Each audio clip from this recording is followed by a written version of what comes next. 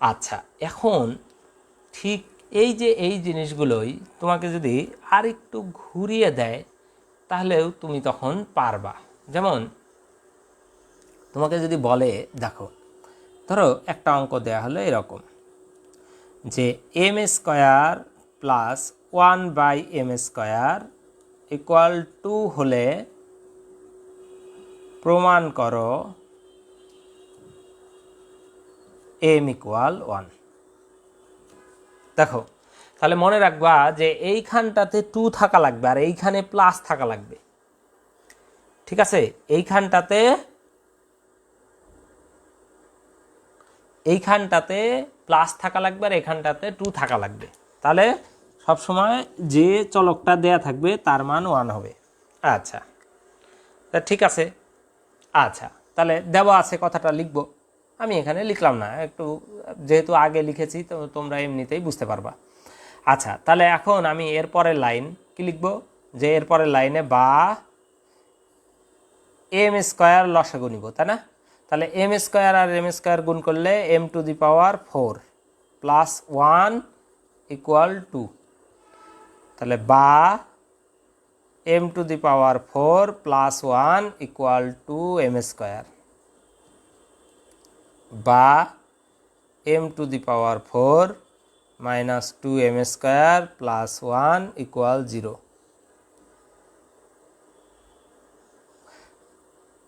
বা এটাকে আমরা যদি এইভাবে আঁকি a² minus 2ab plus b², তাহলে বা m² মাইনাস 1² ইকুয়াল 0।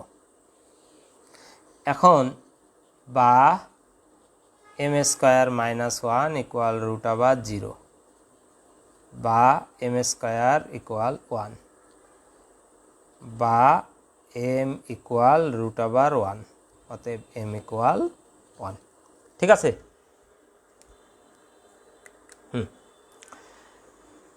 আচ্ছা,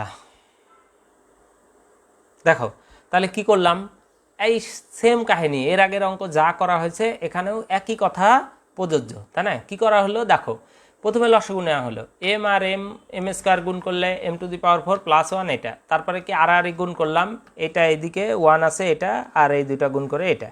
আচ্ছা, লেফট সাইডে যা আছে, রাইট সাইডে যা আছে তা যদি লেফটে নিয়ে আসি তাহলে মাইনাস হয়, মাইনাস হলো, আর লেফটে তো কিছু থাকলো না, সরি রাইটে কিছু থাকলো না, ওই জন্য 0। ইকুয়াল দিয়ে তো কিছু একটা দিতে হবে, 0 হলেও দিতে হবে, যেহেতু কিছু থাকলো না ওই জন্য 0। আচ্ছা, এরপর এইটাকে আবার সেই সূত্র a² minus 2ab plus b², সেইটাতে মিলিয়ে দিলাম। তারপরে a মাইনাস b² দিয়ে দিলাম, তারপরে এরকম করে এটা আসলো। তাহলে এখন এই রকম বিষয়গুলো একটু মাথায় রাখবা, ঠিক আছে? আচ্ছা, তাহলে এখন দেখি একটা জিনিস পারো নাকি, করো দেখি একটা। তোমাদেরকে যদি দেই, মনে করো এই রকম একটা অঙ্ক দেয়া হলো যে p² মাইনাস 1/p² ইকুয়াল 0 হলে প্রমাণ করো p³ plus p² plus p equal 3। দেখি পারো নাকি।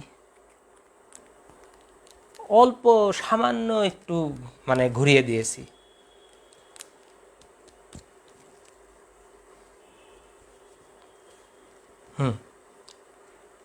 করো, এখান থেকে পি এর মান বের করো, কিছুক্ষণ আগেই দেখিয়েছি, এখান থেকে পি এর মান বের করো, বের করে বসিয়ে দাও।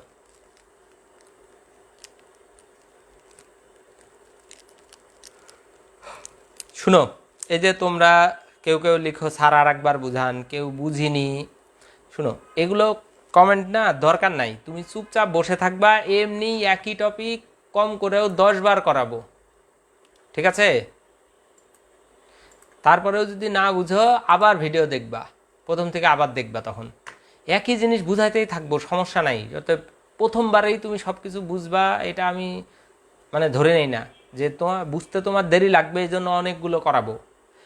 গতদিন কি করিয়েছি, বর্গই করিয়েছি গোটা ক্লাস, তাই না?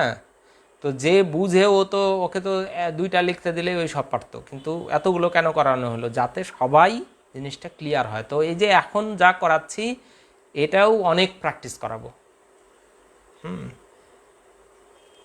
দেখো আরেকবার দেখো, অনেকেই পারতেছো, অনেকেরই ভুল হচ্ছে।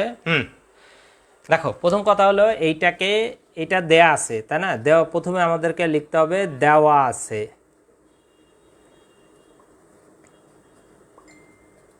দেওয়া আছে P square minus 1/p square equal 0, তাই না?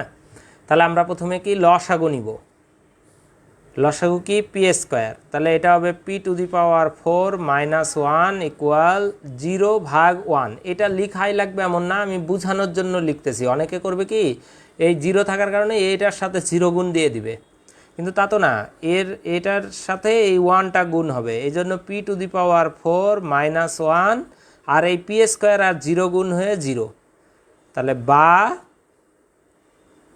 p⁴ ইকুয়াল 1, বা p⁴ ইকুয়াল 1-এর উপর তুমি একটা 4 দিয়ে দাও, ঠিক আছে? কারণ কি, আমি 1-এর উপর ইচ্ছা মতো সব পাওয়ার দিই, যেহেতু পাওয়ার দুইটা সেম, অতএব বেস দুইটা সমান হবে, অতএব p ইকুয়াল 1, ঠিক আছে?